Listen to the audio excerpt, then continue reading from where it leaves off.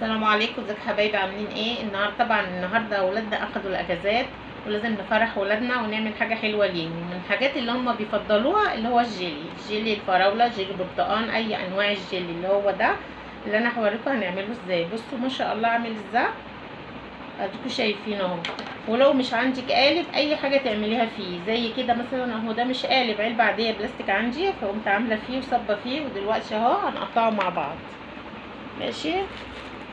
وقبل ما بتحطيه في العلبه البلاستيك دي بتدهنيها زيت بسيط، وهنقطعها صوابع زي ما انتوا شايفين كده اهو. بسم الله الرحمن الرحيم اهو زي ما شايفينه ما شاء الله. بصوا جميل ازاي. وهنعمله بالجيلاتين عشان يبقى متماسك وجميل، يعني شبيه الكاندي بالظبط. بصوا حبايبي اهو شايفينه ما شاء الله، شكله يجنن وطعمه احلى واحلى كمان، احلى من اللي انت بتجيبيه من بره الجاهز. ولادنا طبعا بيفضلوه وبيحبوه.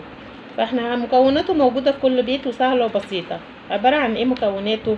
عبارة عن كيس جيلي زي ده، كيس جيلي زي ده، وعبارة عن ايه، معلقة سكر واحدة زي كده، ومعلقتين جيلاتين، ونص معلقة ملح ليمون، وهنعمله مع بعض وهوريهولكم ان شاء الله.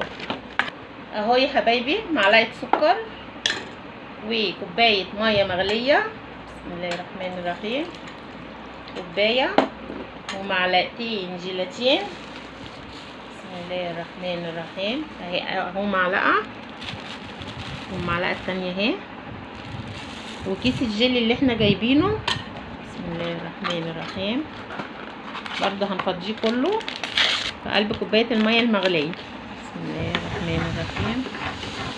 كل المكونات موجودة عندنا في قلب البيت، ولو مش موجودة هي مش غالية، يعني هتلاقيها بسيطة جدا. وتقلبي وتحطي طبعا نص معلقة ملح ليمون، كل ده بيحسن الطعم وبيديله طعم احلى كمان من الجاهز.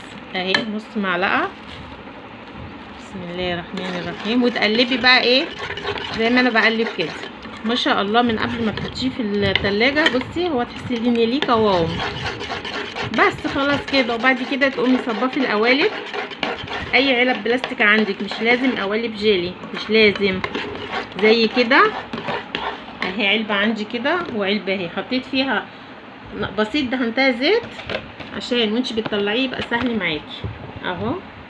وبرده التانية دهنتها زيت. بس ايه الاول هنقلب الايه الجيلي بالمكونات اللي احنا حطيناها معاه،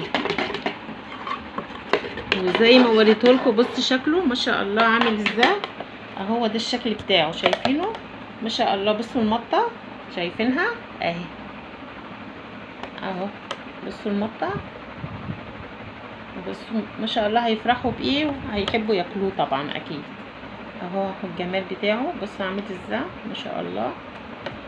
وحاجه بسيطه وسهله، وعملت حاجه حلوه لاولادنا. بس كده، مش هنحط اي حاجه تاني ولا اي مكونات تاني، بس هتصبيه في القوالب، وبعد ساعتين هتطلعيه هتلاقيه بالشكل اللي انا وريتهولك ده.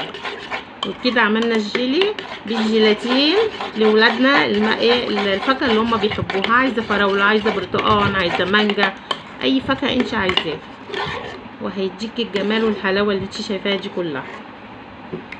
طبعا معلقه السكر لازم وجودها، في ناس مش بتبقى عايزه معلقه السكر، لا لازم، عشان لما بينشف يعني تشوفيه في التلاجة كده وتيجي تاكلي طعمه بتحس ان هو دلع، فمعلقه السكر بتحسن الطعم اهو يا حبايبي. هو ما شاء الله من قبل ما نحطه في القوالب بصوا ليه قوام، شايفينه عامل ازاي. انت كده يبقى انت كده ماشيه صح بالقوام اللي انت شايفاه ده، تقيل وما شاء الله. هتصبيه في القالبين دول وتدخليهم التلاجة، وهيطلع معاكي بالشكل ده اللي انتوا شايفينه ده اهو اهو اهو. بس خلاص كده خلصنا الفيديو. اذا كان عجبك الفيديو ما تنسيش اللايك والاشتراك، والسلام عليكم ورحمة الله وبركاته.